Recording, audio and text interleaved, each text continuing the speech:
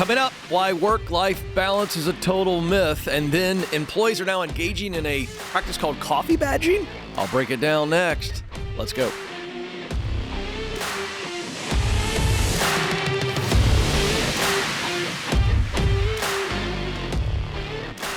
Welcome to the Ken Coleman Show, where I help you win in your work life so that you can win in other areas of your life. Let's talk about life, and let's talk about life balance.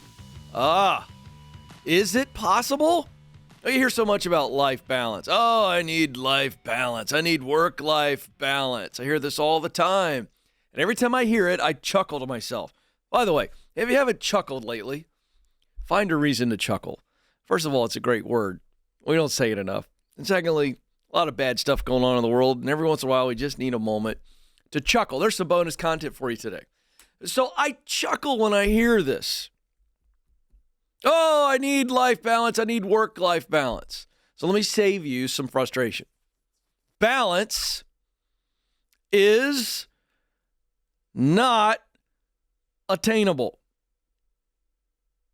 I'm going to let that sit for a second because some of you, and certainly some of you snowflakes out there, are freaking out right now because you think everything should be balanced. But I got news for you. Balance is not attainable. It is not possible. Well, let's just look at the very idea of balance. All right? Let's try to take some of you back to maybe elementary school where you first saw the image, or maybe you actually saw some scales.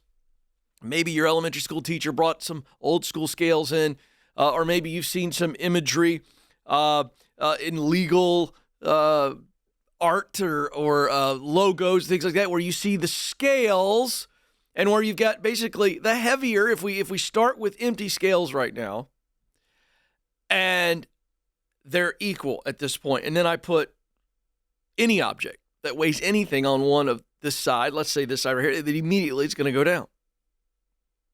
The more I put on this side, the more it goes down, and this side that has nothing on it goes up or has lesser weight. So the very idea of balance is that everything is on the same plane and equal. So let's just look at our life.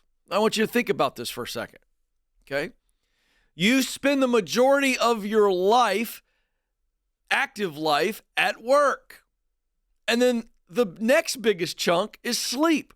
According to sleep studies, Americans aren't sleeping very well. So let's say you spend 8-9 hours at work, whether you're working or not, you're at work, and then maybe you're sleeping 7-8 hours. So let's just look at these two big blocks of life. So there is no balance just by the very nature of the time we spend. So if you try to create an even balance between your work life and your personal life, you're going to feel like a constant failure. And that will leave you frustrated. Then frustration turns into disappointment, and disappointment can turn into disillusionment and, dare I say, depression. So the solution, let's talk about the fact that we can't be balanced. So how do we focus on this idea, this need that makes us say we want balance? We need to start focusing on priorities.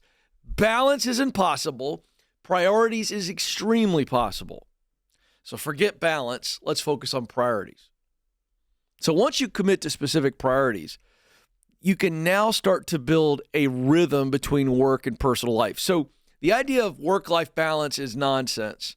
But if I can figure out my priorities, in other words, I say yes to these things, it allows me to say no to everything else, I can now create a rhythm. And if you think about a rhythm, I'm not very musical, but we live in the Music City. And I've got some friends that are great drummers. And they are creating, if you will, the rhythm. They are keeping the rhythm of the song. And so whatever a healthy life needs to look like for you, priorities allow you now to keep the rhythm. So think of rhythm. Rhythms allow for boundaries.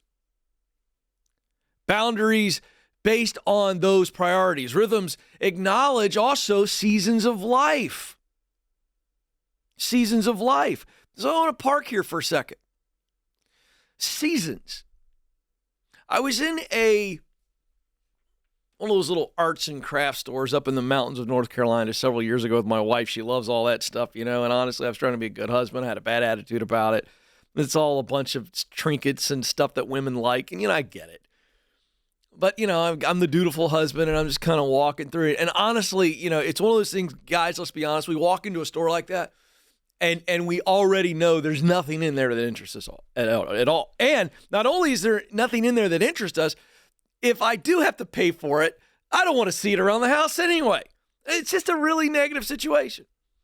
So here I am, bad attitude. And I'm just walking around with my wife and, trying to just get through this purgatory. And I see a little sign, about, yay big or so. And so I look at it and it caught my attention. It was in all that kind of country little cursive, stuff that women love, And guys, we have a hard time reading it. It's like I look at it and I see, it says, you can have everything you want, just not all at the same time. And I thought, I went from having a bad attitude to, oh, that's good. And I'm sitting there and I'm looking for my wife. She's nowhere near me and I'm wanting to share it with somebody. So I take a picture of my phone. And then I begin to think about that statement. And it's brilliant in its truth. I do believe that as humans, we can have most of everything that we want. We can go for it and we can have it, even if it's for just a moment. But I don't think it's very possible to have it all at the same time. Seasons. For those of you, let's look at a work context. Some of you right now are in a season of paying your dues. And it sucks because your eye is way out here. That's where I want to be, there. But there's a massive amount of distance between where I am and where I want to be. And the only thing that bridges that gap, if you will, is hard work, sacrifice, failure, frustration, loss, all some negative things in order to have the victories, to have the breakthroughs. And so I want to encourage you that it is possible to have everything you want in life, just not all at the same time. And so I want you to grab this idea of balance and throw it away. And that instead, I want you to go, what are my priorities? What do I have to do so that I can do what I want to do? What do I have to do now so that I can do what I want to do in the next? Ask it again and again and again. Parents, teach this to your kids, even in the simplest things. What do I have to do now so that I can do what I want to do next? Could be a video game, so you got to do your homework. Could be hanging out with your friends, so you got to clean your room, right? Listen, you want to be debt free? What do you have to do now? Rice and beans and rice. This is the idea. You cannot achieve balance. It will lead to frustration. What you can do is set priorities. And when you set those priorities, now you can begin to create a rhythm for your life. And when you create a rhythm that is healthy, I can promise you this. You'll never think about balance again. You'll only think about victories. This is the Ken Coleman Show.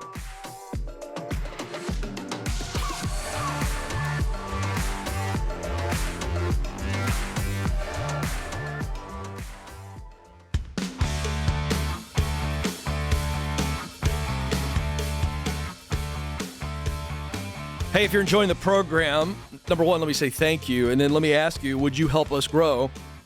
And you can do that if you're watching on YouTube. Like the video, that thumbs up, subscribe to the channel, and share. Then if you're listening via podcast, give us a follow, a 5-star review, and share as well. All right, so the world of work continuing to shift, and we hear all kinds of headlines now about the fact that remote work, 100% remote work, is now back to pre-pandemic levels.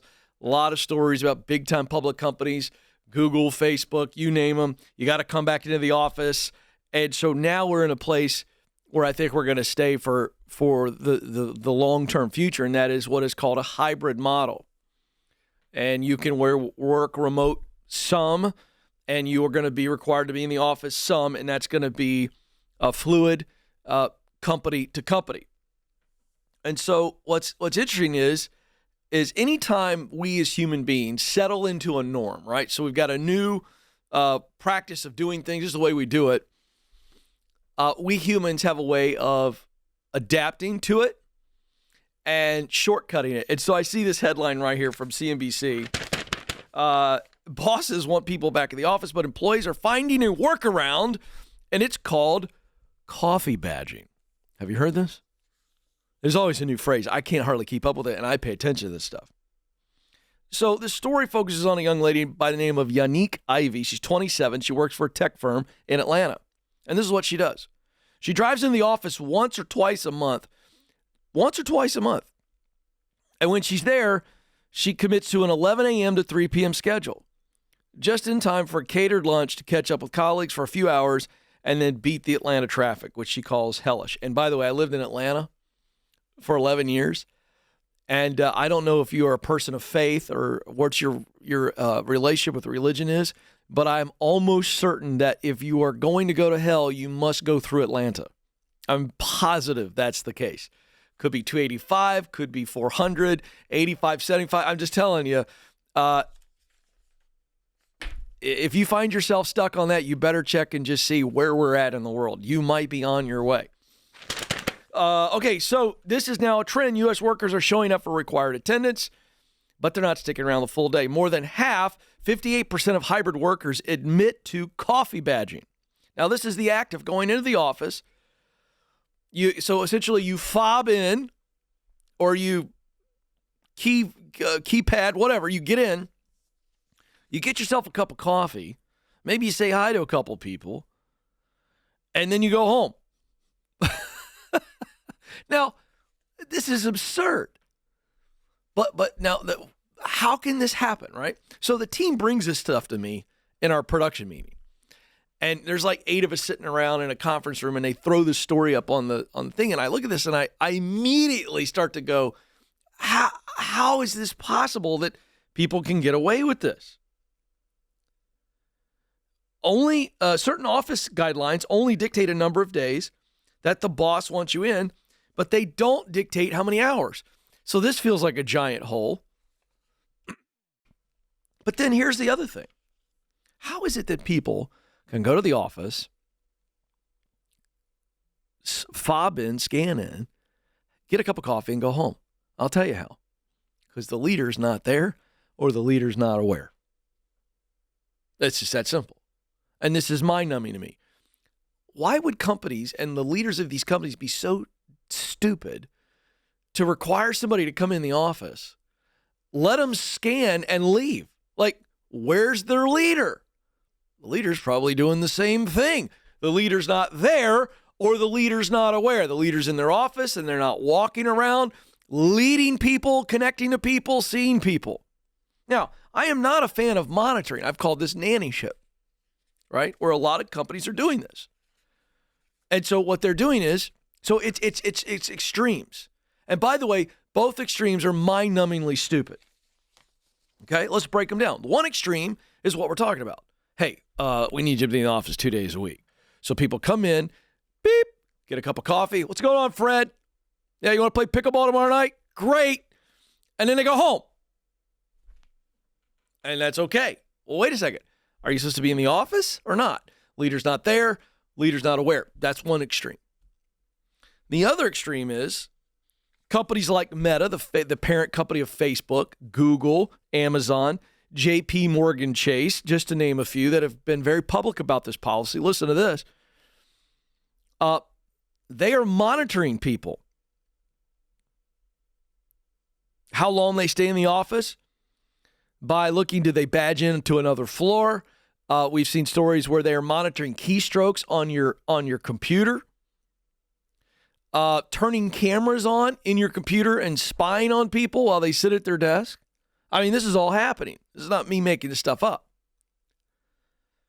And so what does that do? It kills trust. None of it, by the way, is necessary.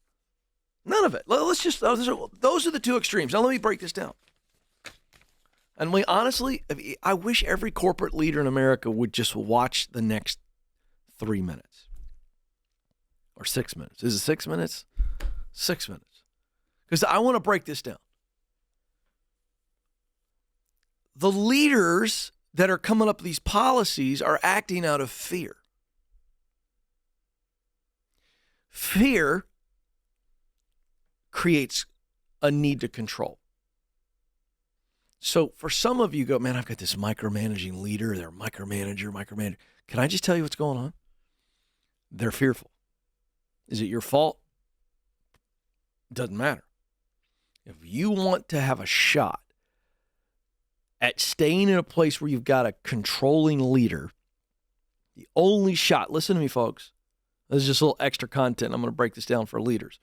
But for you that are following a controlling leader, the only shot you've got at staying in a place like that is getting to a place where you can build enough connection and conversation with your leader to figure out what they're afraid of. Now, you can't go in and go, hey, I was listening to this guy, Ken Coleman, the other day, and he says, you're afraid. What are you afraid of? That's not a good idea. All right. So we don't want to do that. But we want to be able to ask questions and connect. And if you can figure out what that leader is afraid of, it's going to do two things for you. First, and this is overlooked, it will humanize them. See, what's going on in the workplace right now? By the way, I'm going to tell y'all something. What I'm delivering right now, this is deep. I hope you all listen and watch and don't miss what I'm telling you. Because nobody's telling you this anywhere else. I'm just telling you, I'm not patting myself on the back. I just want you to understand, this is some depth. Because there's so much tension in the American workplace right now, us versus them. Worker versus leader, and it's real. So let me just tell you something. If you've got a controlling leader and you can dig and connect and have conversations and asking smart questions kind of around the edges, you can dig in. Come on, folks, you know what I'm talking about. You can do this. If you can figure out what they're afraid of, first and foremost, it humanizes them, which takes away this combative stature and posture that exists between maybe the two of you. So that's huge. So you begin to go, oh. Now, by the way, you're not telling them this, but you've got to walk away and go, oh, they're insecure about this. They're afraid of this because of, okay. Now, as the worker with a controlling leader, this is your opportunity to lead up and influence your leader. Because now you've ascertained or you've figured out, for those of you who are under the age of 50, don't know what that word ascertain means. Now you got this. You go, oh, okay, I see the source. I understand. I don't agree with how they're acting, but I understand how they're acting. By the way, this is the key to parenting teens. Yeah, you'll never understand why a teen does what they do. It's impossible. They're nuts. It's a season of life where they're literally insane. However, as a dad, if I can understand why my teen is acting this way, okay, all right, now I can parent. Same thing, empathy, understanding, and leads to compassion for your leader. And so what can you do? This is the $1 million question. What can you do to alleviate their fears? And then if you can alleviate their fears, watch what happens. And by the way, I'm coming at this because I think some of you will get this. I'm coming at this as a parent. I am my most controlling when I am most fearful with my kids.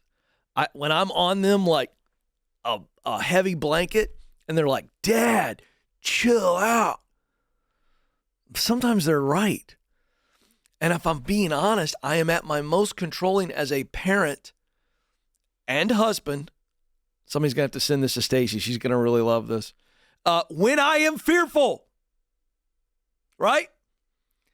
Now, leaders, let me pivot. Leaders, stop trying to monitor people and start mentoring people. If you just mentor people as their leader, yes, they're required to be in. Great. But they shouldn't have to scan. You should know that they're in because you're there with them. I know. You don't have to check up on them if you're checking in with them. Big difference. All of this monitoring by these massive companies is unnecessary if the leader, the manager of the team is in the building, on the floor, walking around the halls, meeting with people on a daily basis, at least a weekly basis, saying, how can I help you win? But what do? I'm fearful. I'm fearful these people aren't working at home. I'm fearful these people aren't working if I don't see their keystrokes. Really? Why are you so afraid of that? What are you doing as a leader? to foster your own fear. I'll tell you right now, if I'm communicating with my kids, if I'm in my kids' life, I don't have to monitor them. I have results that I expect. You live in this house, this is what you do. And I'll explain it once, maybe twice. Why? After that, it's not about the why, it's the get it done. And if you're not getting it done, then we have a conversation. That's leadership. We're so worried about how many hours people are working, where they're working, instead of going, how about we focus on the why? And if we can connect the why, good people are going to do the work, and we just get out of the way. So there you go. Enough of the nannyship, leaders. People don't want to be monitored. They want to be mentored. They want to be trusted. And you have to start. This is the Ken Coleman Show.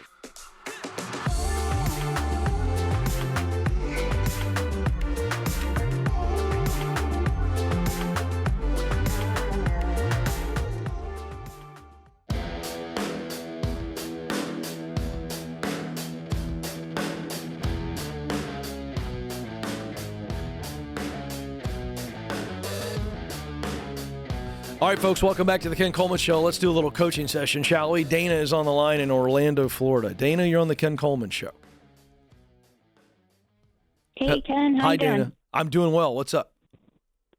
I am calling because I am trying to figure out how to have a healthy work-life balance. So back in 2021, I was a teacher and decided to leave teaching because on top of teaching, it was the overwhelm of all the responsibilities of being an adult. And I felt like I didn't have time for myself, and I had all of my focus on work, and it was hard to balance it all. So I am trying what was to going figure out. on? Take me back to that year and leading up to that. What were the requirements? What was the job as a teacher requiring from you that allowed you no time or energy to take care of stuff in your personal life? Well, I put a lot of pressure on myself to be positive, and during that year, it was a lot of negativity because of what was going on in the world. So, like, I wanted to show up for my class as the best version of myself, but my personal life ended up being a lot more chaos than I would have liked. Okay, so let me make sure I understand this, because I've talked to a lot of teachers who got burned out because of the environment of the public school classroom and the situation. There's a whole lot of factors there. I'm sure you're very aware of them. But what I'm trying to figure out was there a lot of stuff going on in your personal life that was affecting you in the classroom, or was it the classroom and the environment of work creating challenges in your personal life? That's what I'm trying to figure out the source here, because that's really important to this. Yeah. It just was like a series of unfortunate events. Like, to break it down, I went through like a breakup, and then my roommate bailed on me during COVID, and a lot of my friends, and I did not share. Okay, so it was personal. It was more personal, it was not the professional environment that threw you off balance in your mind. Yeah, I would say it probably was more impacted by the personal, but then there were a lot of things within the teaching that caused turmoil too. Yeah. Okay. Give me an example. That's what I want, because we're trying to give you a professional solution. And so here's what I'm attempting to get. I need you to tell me the really negative parts of being a teacher that drove you to leaving the industry, because you've left that role, correct? I did, yeah. Okay, so what drove you out? Forget the personal stuff. What drove you out from a professional standpoint where you went, I can't do this anymore? That's a good question. I would say a big part of it was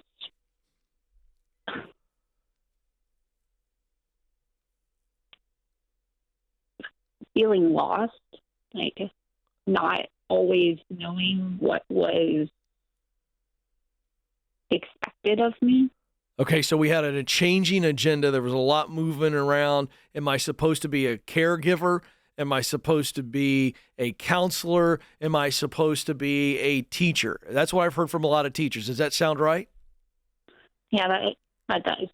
Okay, so you love teaching, you love instructing, you love guiding, you love pouring into people. True or false? True. Okay, and so or again, we know there was a lot of personal conflict going on. I'll touch on that briefly in a moment. But in the professional workplace, you felt lost. There wasn't clarity. You're being pulled different directions. That can obviously create a lot of confusion, and confusion is debilitating. So, what is the part of teaching, instructing, guiding that you love the most? Because we want to look for those elements right now as we look for new ideas and new opportunities. So what did you love most about teaching? Was there anything that you really loved? I loved watching the kids grow and seeing the progress. Okay, great. What else? What else did you love? That's an end result. What do you love most when it comes to creating the opportunity or the environment for someone to grow? Oh, I think it's fun. I really enjoy tapping into my imagination and using play-based learning to help kids grow. Okay, got it. So we've got imagination. So there's a lot of ideating and creating to find ways to then communicate, instruct people to learn. And then there is that, let's call it cheerleading, the encouragement piece for someone to do the work necessary to apply the learning into doing. Does that sound about right? I'm trying to summarize your head and heart here. Yeah, you're good at it. Okay, great. So you call me today because you want to figure out the next step. Yes? You're trying to figure out what are some other ideas that get me out of teaching or keep me out of teaching, but allow me to do something that I love, but have a better rhythm at work. Is that what I'm hearing? Partially. I also I can't tell if it's the shame of giving up that's preventing me from launching. I feel like every time I've had an opportunity, I've something in my mindset is stopping me from really blossoming or finding my confidence with it. So you think that you have got some guilt that's hanging on you because you walked away from these kids in the classroom? Yeah, I think a little bit. Okay. Well, here's what's going on. I think this is less professional and this is more personal. I think this is mindset stuff. And I think this is about the narrative you're telling yourself. I don't know what was going on in your personal life, but I can tell you that I hope you've walked away with some lessons that you can say, I'm not going to put myself back in these situations again. Okay. Sometimes life throws curveballs at us. Storms come up and, there's nothing we can do about it other than hunker down and get through it, which I think you have. However, it's really important that you make good decisions in your personal life so that things aren't so on fire to where you're dragging that to work. Because I think you need to get back into a job where you are instructing. Could be in an HR role, could be corporate training. You said you've had opportunities that come up, but you won't give yourself the opportunity. I don't know why that is, because you haven't done anything dastardly wrong. You have not blown your life up. And so confidence comes from clarity. And I think you have to, and I teach this, you have to retreat back to clarity in these moments. Clarity that I am good at this. Clarity that I enjoy doing this. and clarity that I have some missional results that I want to put into the world. And I think you're clear on those things. Is that fair?